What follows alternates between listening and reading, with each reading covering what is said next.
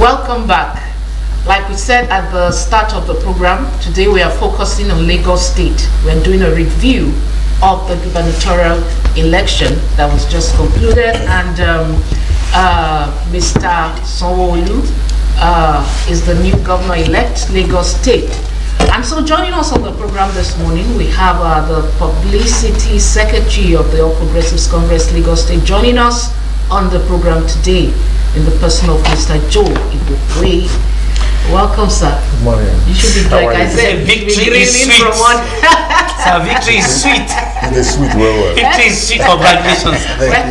Well, victory is not new to him, but I would say it was really a tough one. You know, the process towards the election was really tough, and your people actually gave you many sleepless nights in Lagos.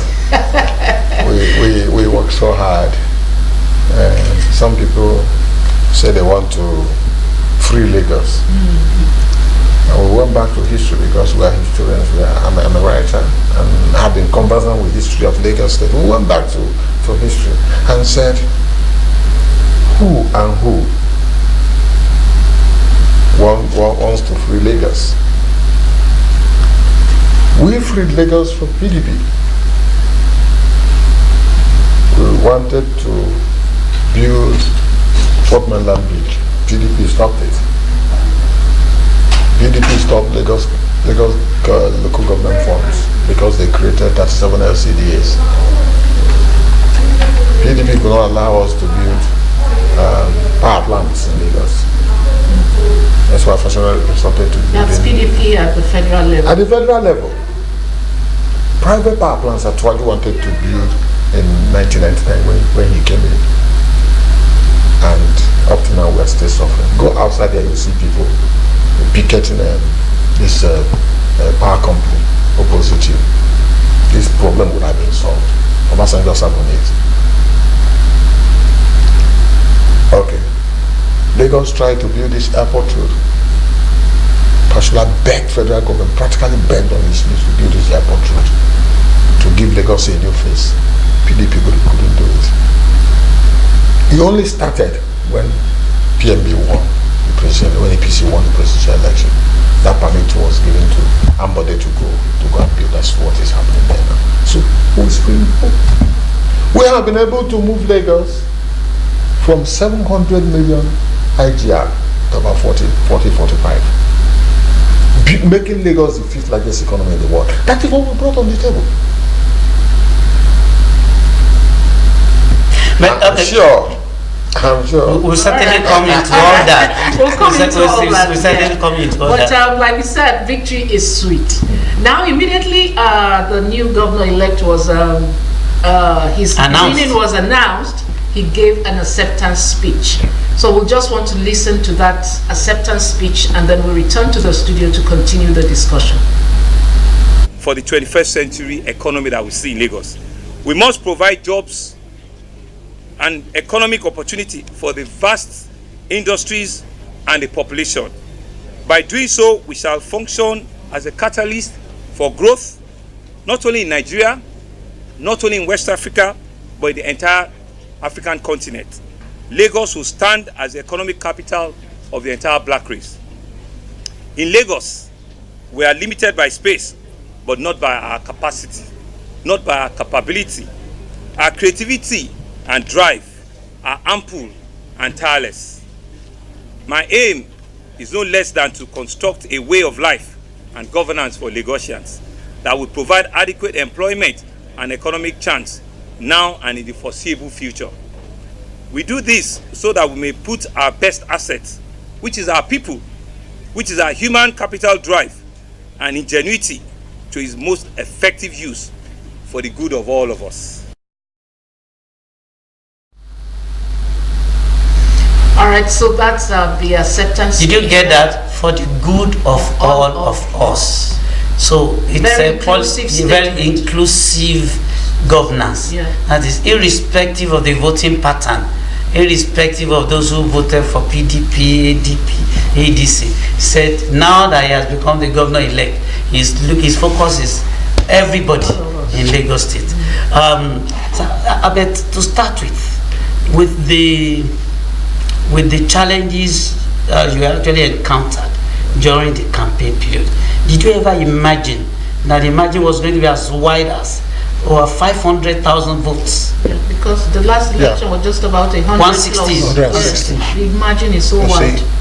You know, I'm the publicity secretary of our party, and I canvassed the whole of Lagos. In the course of the campaigns, I know it's going to be, it would have been more than this. I didn't see PDP campaigning. I mean, structured campaigns, you know, go out the way we went out to Scapa. I felt the same way too. We didn't see physically PDP campaigning in Lagos. I just said they are hiding. I said, you are hiding. At the end of the day, you come out and make noise. What they did was to continue to go to Igbo markets. I don't know, he thought only Igbo folks would give him the governorship of Lagos State. You know, playing ethnic politics, bigotry, primordial sentiments, playing up primordial sentiments. You know. That's when I knew we were going to go too far. And you leave that and you go to look at Sanwo-Olu's campaigns.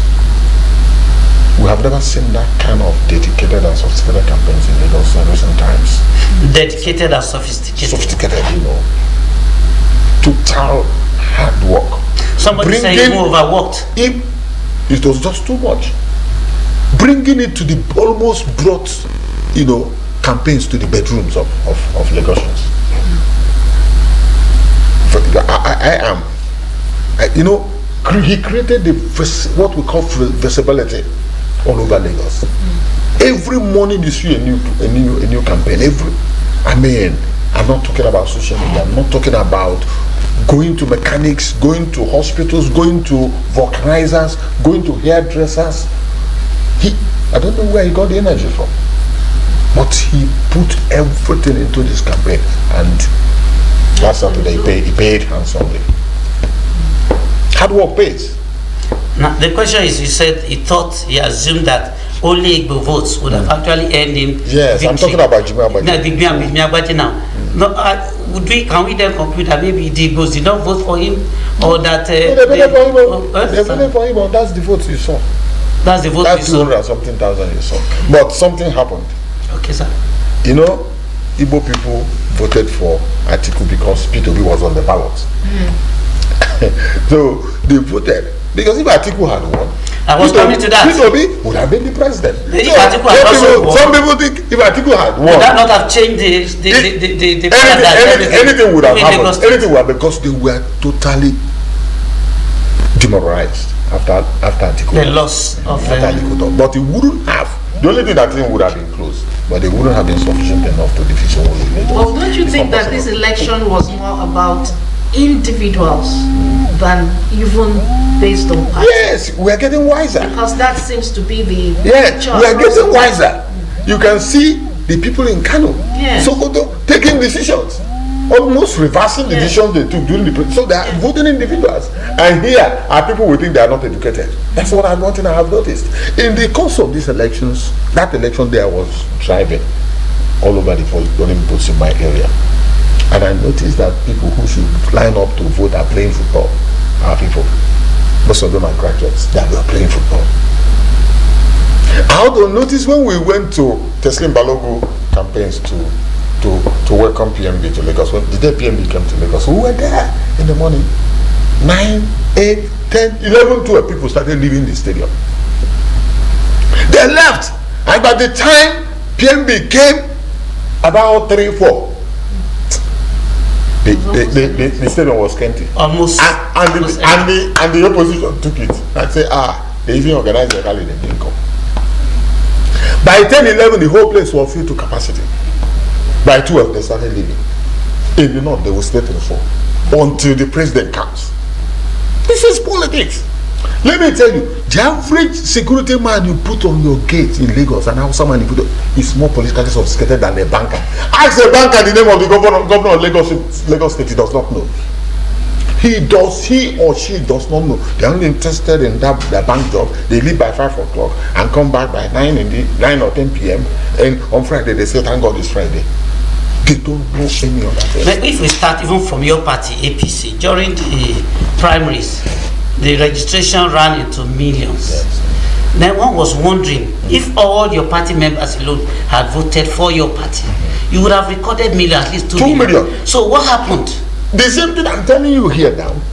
I mean, even the party men.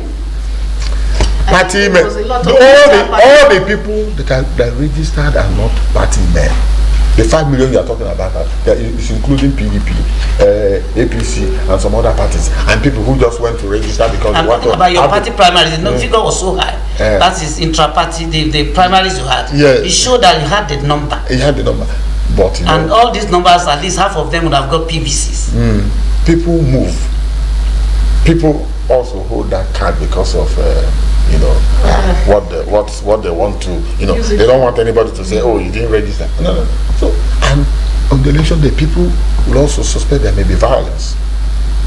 Please let me sit down. The build-up of elections will scare some people away. Some big men don't come. But did your party actually threaten the opposition, particularly the Igbos, that if they came out? I know. The news went round that the Igbo were under serious. There was palpable fear in the land. I know there was harassment, but from which quarters? From which quarters? Some area boys can go and do something. Okay. Some funny characters will go and do something. They are trying to help you. And I told my people, I said, don't think that the leaders of the Yoruba nation send them to come and harass you. That when some people go to do some funny things, I said, don't ascribe it to the leaders. That I stay with them. When they talk, I will come and tell you. Well, I will hear them and I will come and tell you. But this is if some miscreants or some funny people who are trying to help a system come to do something, please don't think the leaders ask them to go and do. Nobody asked them to go and do this. We would have defeated them, so we have defeated PDP. PDP is not an option in Lagos. With what happened last Saturday, the party is as good as dead. Party is as good as dead. In Lagos, they may not get it again. We have retired. Finally. And this is what he does every 4 years. Let me just say this. He will just come, collect money, the type of money collected in 2015 from Jonathan. The money was not spent on the party. The money was not spent on those who will vote for him. He will use the money to go and buy property. That's what we do. We get information. But then, they call me. On the contrary, they call me. On the contrary, even some of his party members are actually angry that maybe he has actually been bought by your party, and it was just a move. He was just a candidate of APC. No, did anything like that happen? It was not. The problem they had right from day one is his candidature. Many people say you've had enough. Let's try a new hand. That's number one. Number two is what I told you now. He collects money, millions, billions, and he does not spend it. He go and use it to buy property and wait for another 4 years. Number three is that the deputy governor they imposed on PDP Lagos this time around was private secretary of Oba Otidoko.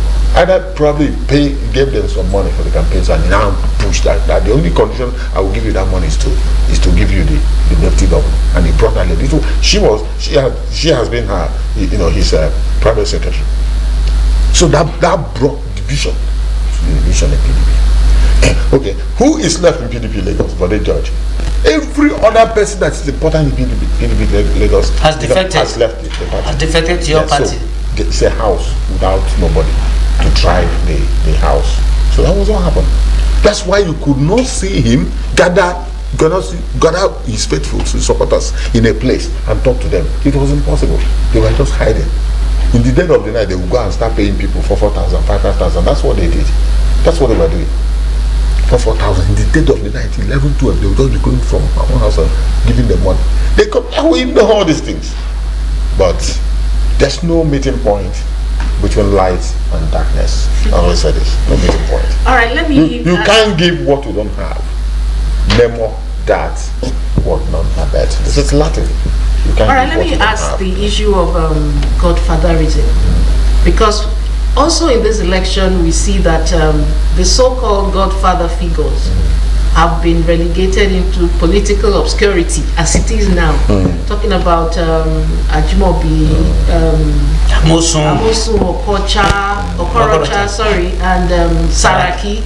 because these are the people you see as fathers, so to speak, in politics. Local politics. Yeah, local politics. No, but what do you think? Lagos seems to be an exception. Standing because Lagos this also Lagos was actually they brought us against him. Yes, they brought us Lagos. How was this issue? I have just told you. Yes.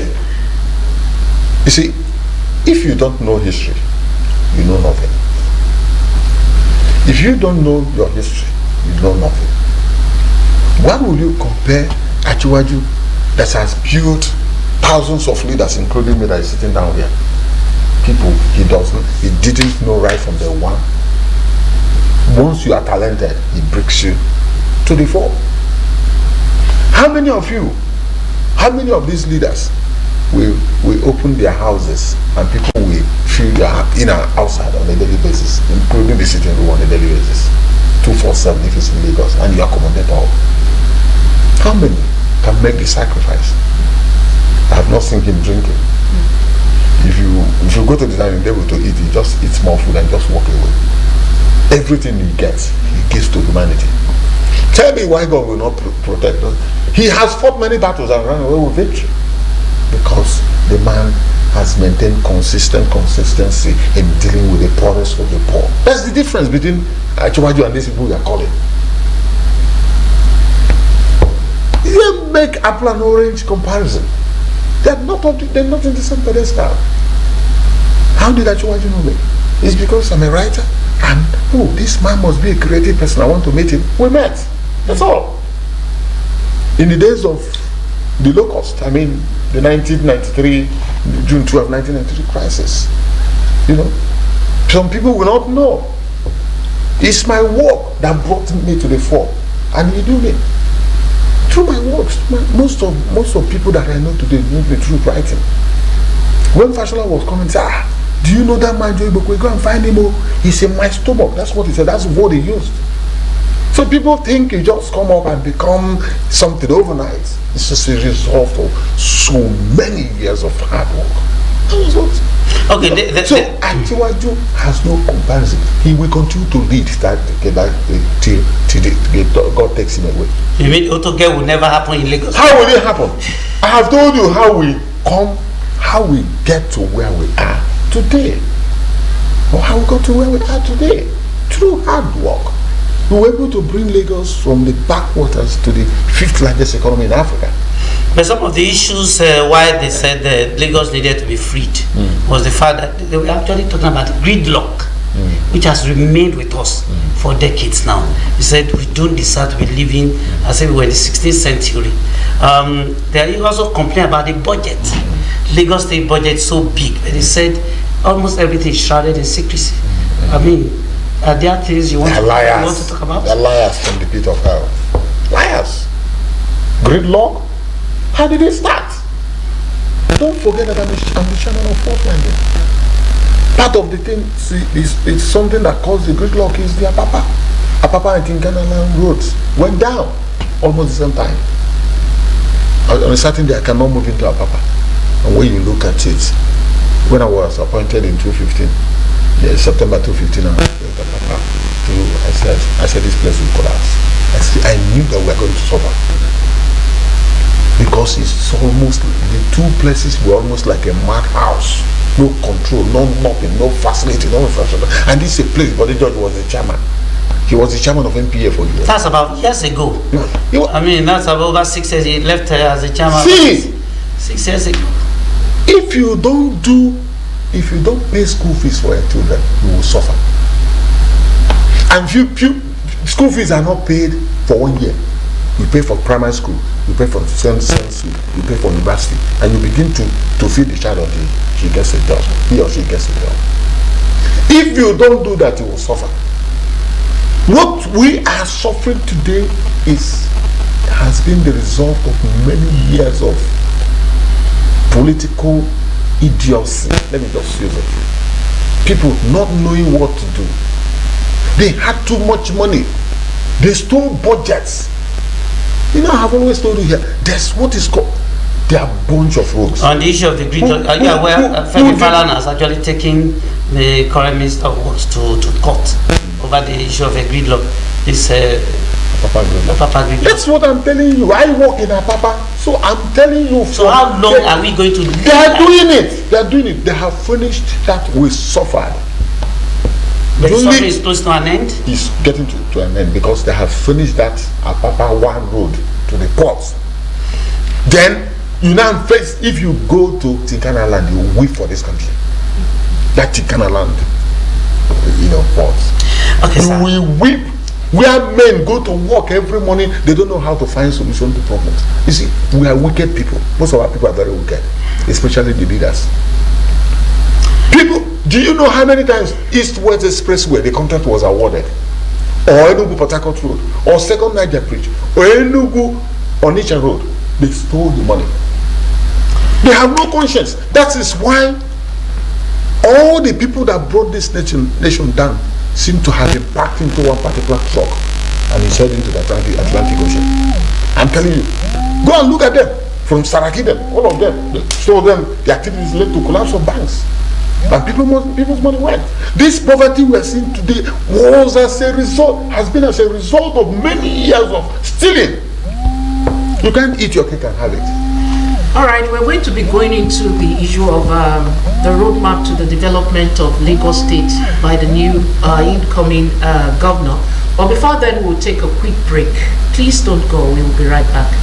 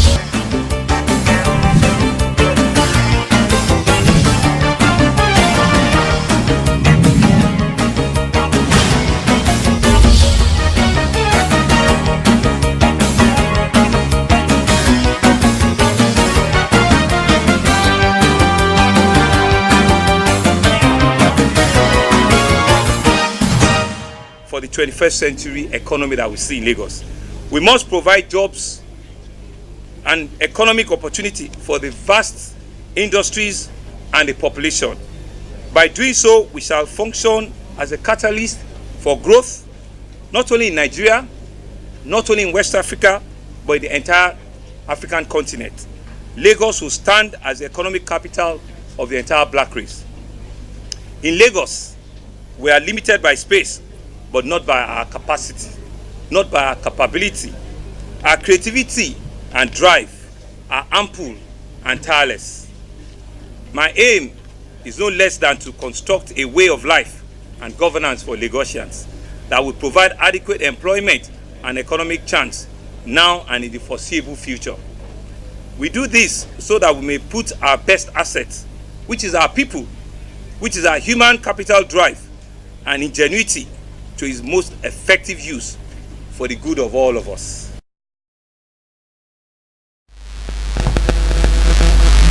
Thanks for still being there. It's still Summit and we still have Mr. Joey Bukwe here with us on the program.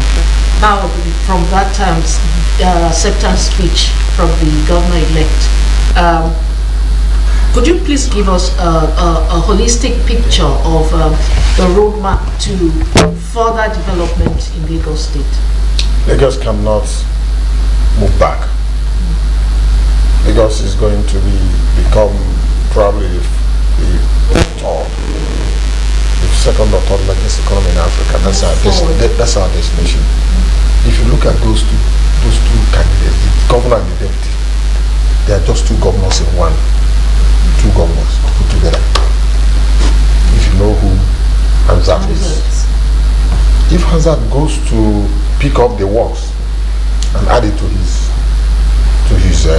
portfolio, you can imagine what's going to happen. They have great ideas. I've listened to them. They are from the system. These are Achiwaju boys. That's what we talk about, Achiwaju phenomenon. This Hamzat was brought from US. If not because actually wanted a Christian to become the governor of Lagos, Hamzat would have been the governor. Can you repeat that? In 2015. Yes, sir. The arrangement is that a Christian must be the governor of Lagos. In the next 8 years. Hamzat was in the picture. But because he's a Muslim, that was why he was not. Okay. That was why he was not picked. And Achiuachi said, I have promised the Christians that we're going to produce the governor. So, putting two of them together is two potential governors in one place. You wait and see. I'm sure that Tinkana land as this also will be finished in the next probably 8 months, 9 months. And then there's a park, truck parks in Apapa that will soon be, finished, where those trucks will be moved. And do you know why we are having these trucks all over the place? You have pipelines from refineries, Port Harcourt water refineries that comes up to this west and north. Those pipes have been vandalized. And you cannot pump fuel. If you pump, they steal. They steal it. Doesn't get it. Most of the petrol stations you see along Lagos, Ibadan, Lagos Benin Road are trading on those stolen products. So the pipes have been vandalized. So they're no longer moving products through those pipelines. If you go to Mos Media in Shagamu, you have pump stations. They're not working. They're not working. So everybody's coming to Lagos.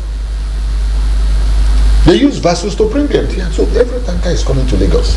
That's why you're having. Are you looking at the bigger picture? Because in the last 4 years that the president has been in the saddle, these are the issues that have always been front burner. This time around, he has promised Nigerians that he's going to work harder. Yeah. Now, working harder in another 4 years, do you not think we need to put all these things behind us? I mean, getting the refineries working again, such that the trailers don't have to go to all come to Lagos to ferry petroleum products. I'm looking at the bigger picture. That's beyond even Lagos State. These are real issues. These are the real issues. If you build the pipelines, you need to build security. This time, maximum security, because they do these things in the dead of the night. Even in the Djibo here, where you have pipelines, people build houses around it, and trucks will enter there in the night and load the window. It's a terrible thing. We're not patriotic people. Okay, maybe before let's exhaust Lagos issue. To go and attack such investment, then you can understand. Lagos, we have big issues also in Lagos. The Dangote refinery is coming. Yes. It's going to be provide a big palliative for these things that we're talking about. A huge lot of things are happening in Lagos. People won't see until they begin to manifest. So we understand what is going on, and we're going to deal with it. The governor-elect in his speech there said, though Lagos is limited in space, it's not limited in capacity. That they have a whole lot of plan to actually revitalize the economy and all that. Particularly, he's talking about employing large majority of Nigerians. How does he intend to go about this? They have the capacity. Lagos economy is bigger than that of Ghana. Ghana is a country. It's bigger than that of Cameroon, Cote d'Ivoire, and some African countries. Lagos alone. Yes. So they have the capacity to do whatever they want to do. The fund is not an issue. And yes, landmass they don't have, but they still have Ogun State. They have round it, even Ondo. So you can expand, you can move, you can buy lands. They are buying lands in they bought lands in Ogun State, they bought lands in Osun State. No, you can't buy land in Oyo State now. That integration may not fully work in the southwest. No, you buy to use, you can use it for PDP has snatched Oyo State from you. You can buy. There are people now. Is it because it's a marketing your people? They are own. Really? We own the state. Go and check what's happening at the assembly. PDP.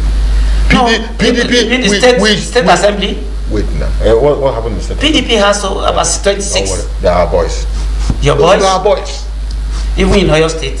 I'm telling you. Oh, Asiwa just influence. They will come back. Okay. They will come back. We can't afford to cede any part of Southwest to PDP. They don't deserve it. It was a little mistake. On your part, on the part of the governor? On the part of the PDP leaders in Osun State, and that's the only way I will say it. We just lost that by simple mistake that we have done. And we thank God for Ogun State. Ogun State went to APC. That's where it should be. Yes. The worst has happened. The next thing that will happen is reconciliation and go back. You mean Ogun? Yes. Whether APM wins or APC wins, they are all APC. Okay. The one that is most painful to us is Oyo? Not Oyo. It's Imo State. Imo. We lost it to PDP. They don't deserve it. It's mistakes leaders make cost of that matter. And that's the only party, the only state we have in the East.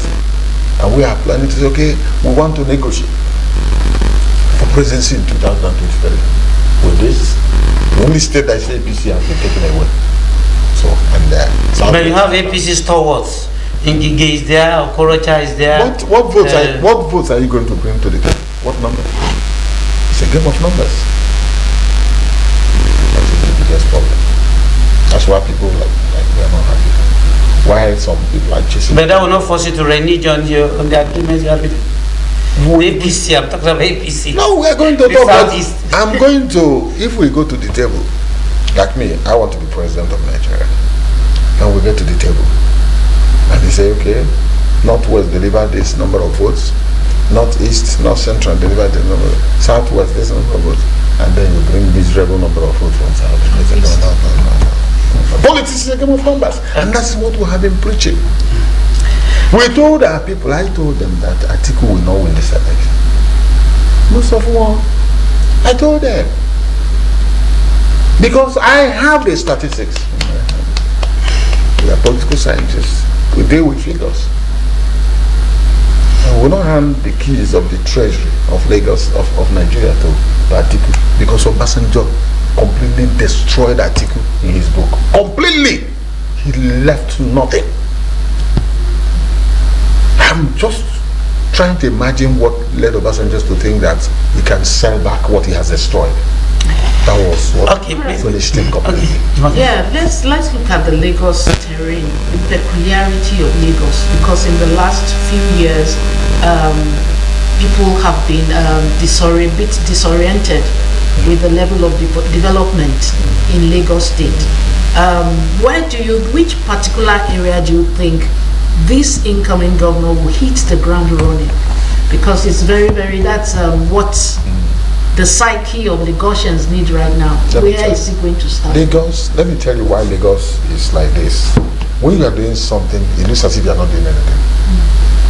This is a city where almost 80% of Nigerian graduates head to after graduation. This is a city that houses the biggest ports in Nigeria. Apapa 1, Tinkana Land 1, Tinkana Land 2, and all that.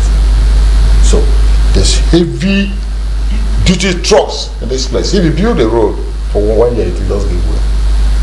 It will just give way. So everything is overstretched in this state. Do you know what somebody did? Do you know the quantum of work he did in less than 4 years in Lagos? Yet it as if nothing is happening. You talk about Fourth Mainland Bridge that is coming. When you are planning Fourth, you will also be planning the fifth one. And then roads to be built. You know, during about Fashion's era, we brought in four bank officials that searched the infrastructure development in Lagos, because that's what drives the economy. And they said we need about $60 billion to be able to deal with it. Bridges, roads, housing, $60 billion. Where are you going to get that kind of money? So, but Lagos is moving.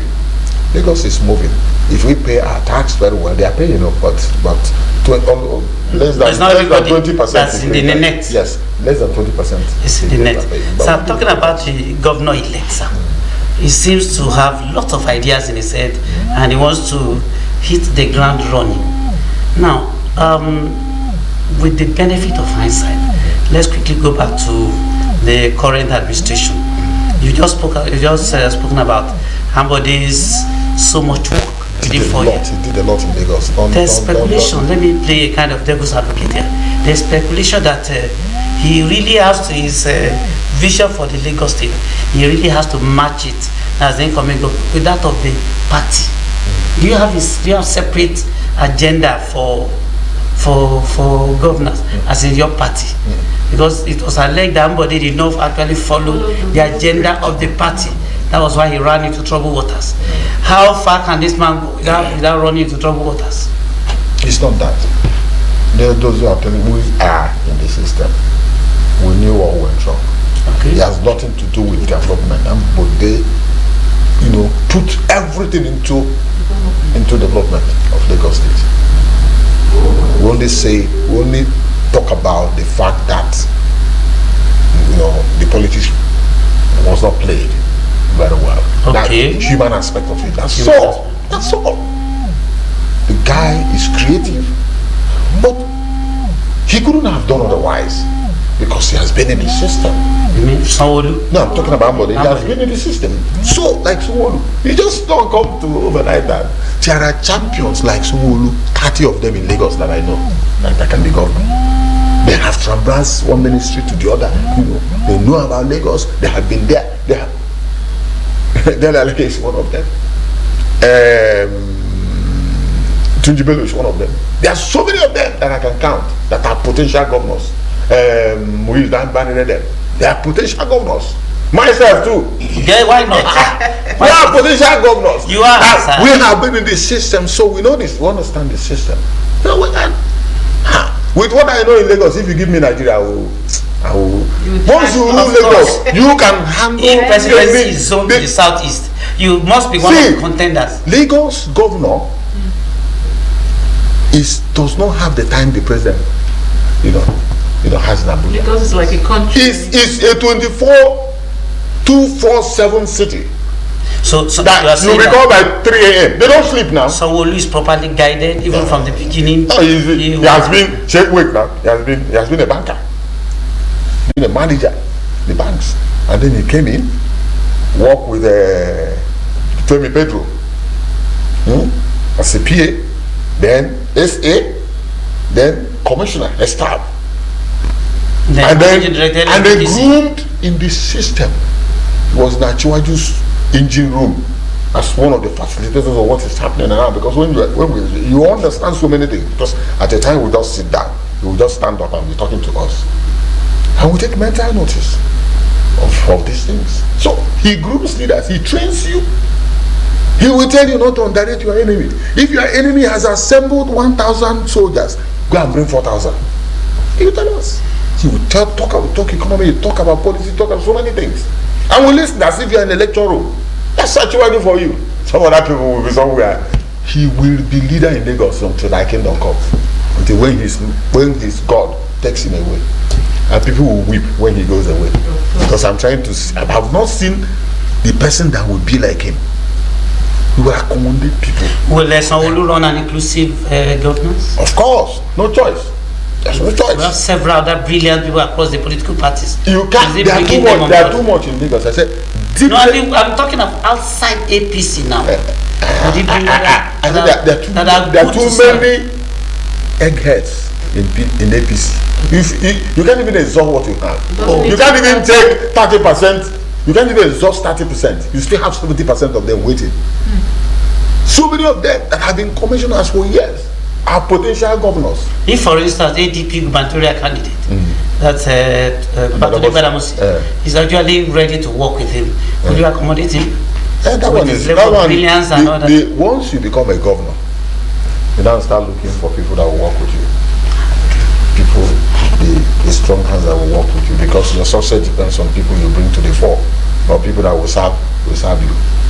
If you bring one thief, it's going to destroy your day. So you need to search for people with pedigree, people that have gone through systems, and because we have records in Lagos, what you have done, your work will speak for you. The world will remember you for what you have done. All right, before we end the program, there's another peculiar thing that happened in Lagos, and that's that all the seats in the State House of Assembly was won by APC members.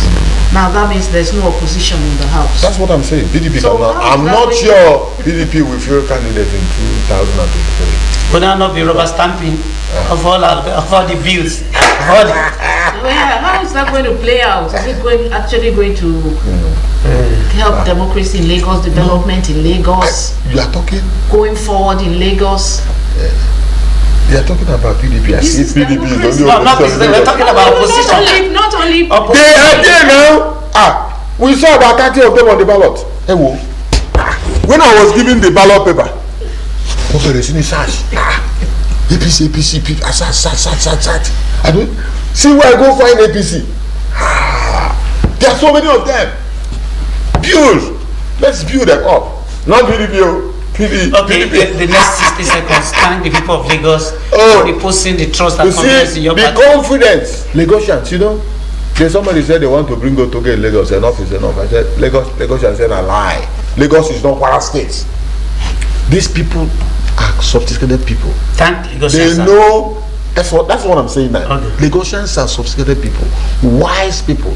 This is a place 80% of wise Nigerians live. They told us so. They say, look, we may vote Atiku, especially my people vote Atiku, but when it comes to Sanwo-Olu, that they will vote for Sanwo-Olu. I want to thank you. We can't thank you enough.